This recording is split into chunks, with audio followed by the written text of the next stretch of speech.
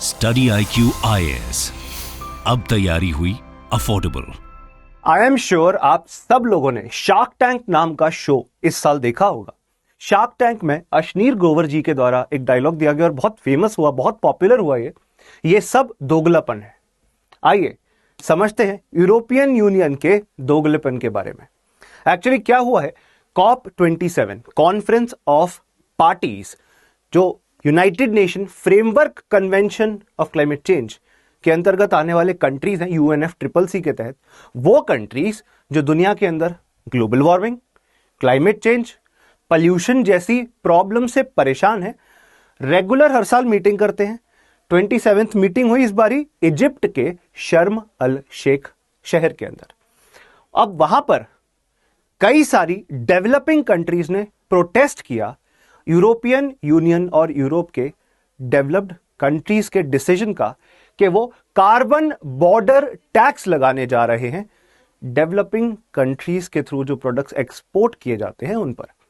तो India, China, Brazil, south Africa, ये सब कॉमन फ्रंट बनाकर अपोज कर रहे हैं कार्बन बॉर्डर टैक्स को, क्योंकि यूरोपियन यूनियन ने एक पॉलिसी बनाई है। उस पॉलिसी के तहत वो प्रोडक्ट्स जो कि बहुत ज्यादा कार्बन इंटेंसिव है, मतलब बहुत ज्यादा कार्बन डाइऑक्साइड का प्रदूषण होता है उन इंडस्ट्रीज से, जैसे कि स्टील मैन्युफैक्चरिंग, जैसे कि सीमेंट मैन्युफैक्चरिंग, जो बहुत ज्यादा कार्बन इंटेंसिव इंडस्ट्रीज हैं।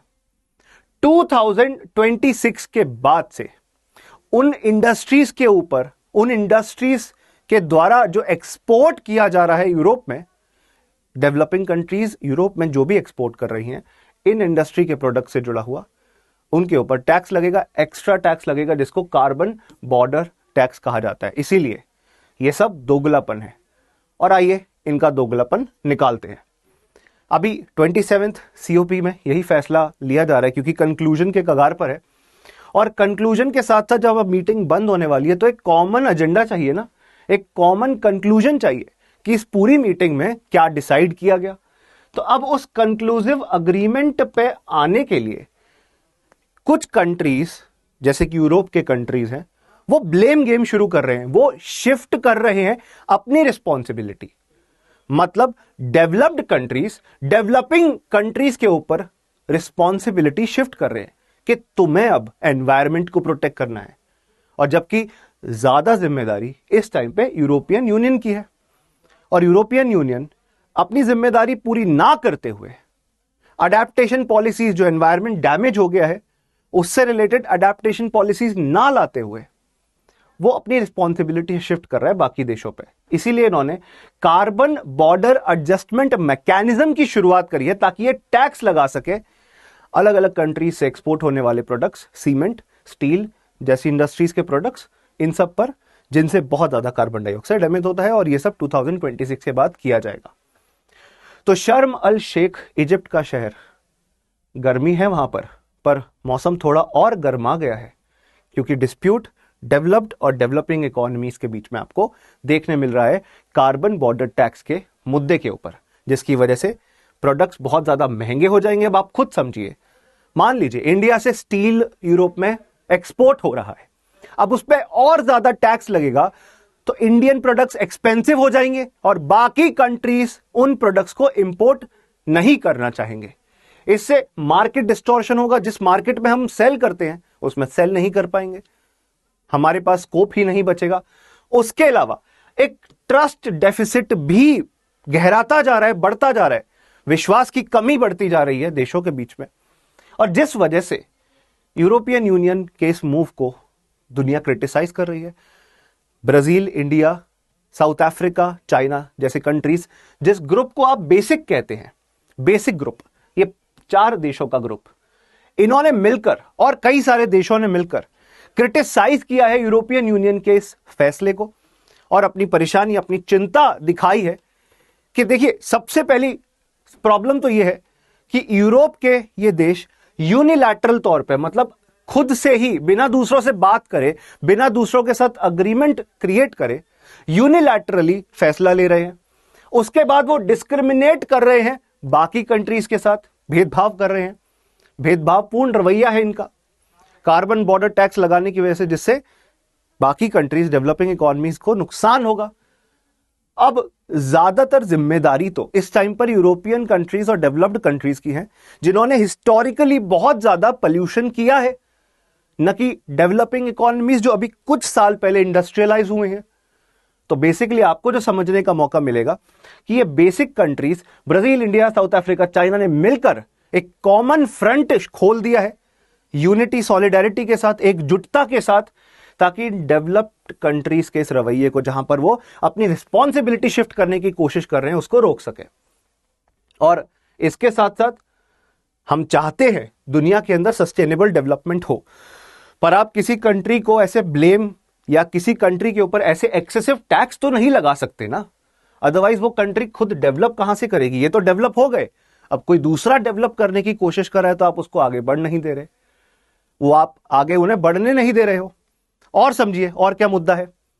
यूरोपियन यूनियन, जिससे अभी हम डेवलप्ड कंट्री और यूरोपियन यूनियन से उम्मीद करते हैं कि वो एक लीडरशिप पोजीशन दिखाएंगे, बट जहां पर लीडरशिप दिखाने की बात आ रही है वहां पर ये लोग ब्लेम गेम शुरू कर रहे हैं, अपनी रिस्पॉन्सिबिलिटी शिफ्ट कर दे रहे हैं। दूसरी बात, डेवलप्ड कंट्रीज ने प्रॉमिस किया था कि वो फाइनेंस प्रोवाइड करेंगे एनवायरमेंटल प्रोटेक्शन के लिए, उस पर वो बैक ट्रैक कर रहे हैं, फाइनेंस भी नहीं प्रोवाइड कर रहे, वापस जा रहे हैं, अपनी बात बोलकर उन बातों को अंजाम नहीं दे रहे।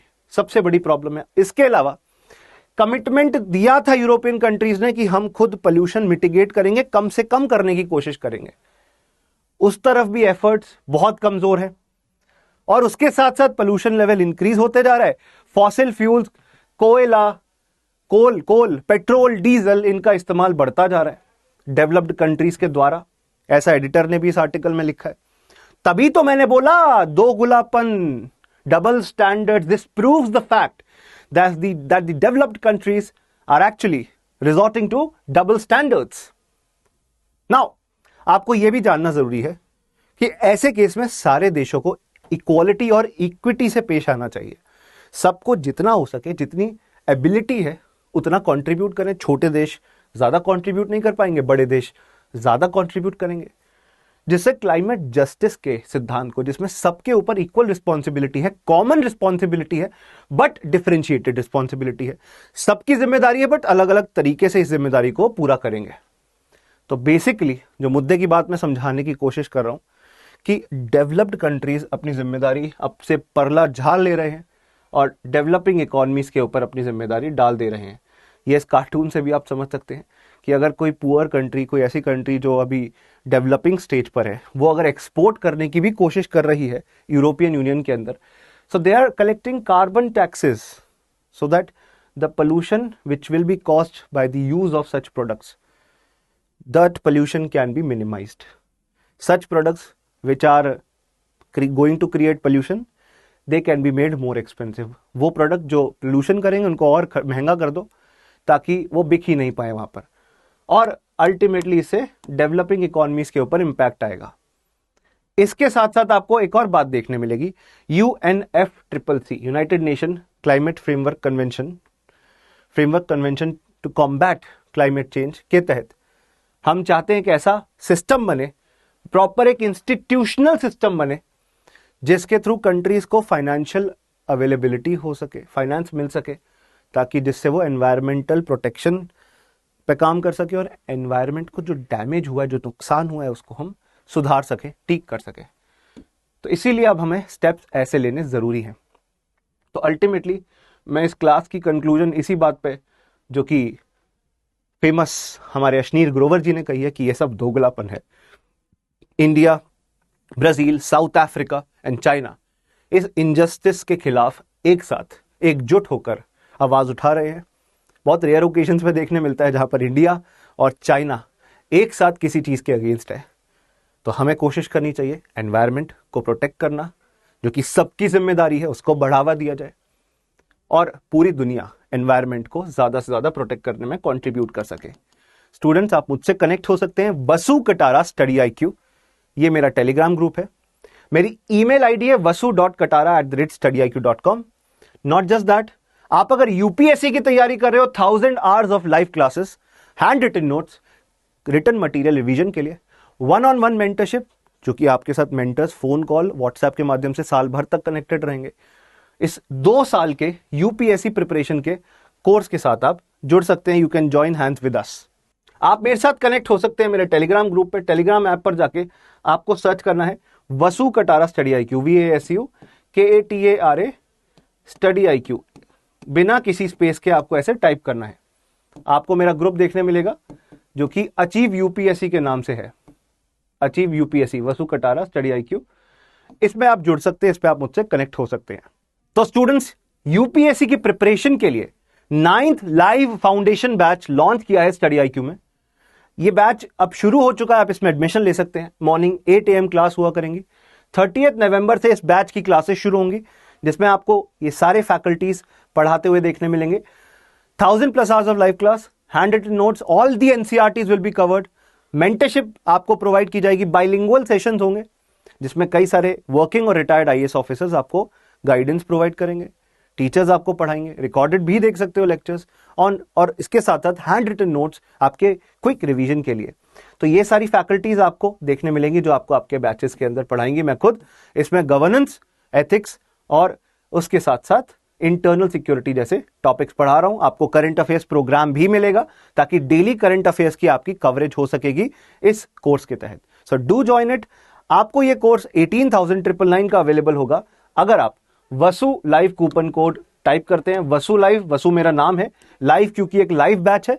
इससे आपको कोर्स मैक्सिमम डिस्काउंटेड प्राइस पे अवेलेबल होगा एडमिशन के लिए। जो कोर्स 24,000 का है वो आपको 18,999 का देखने मिलेगा।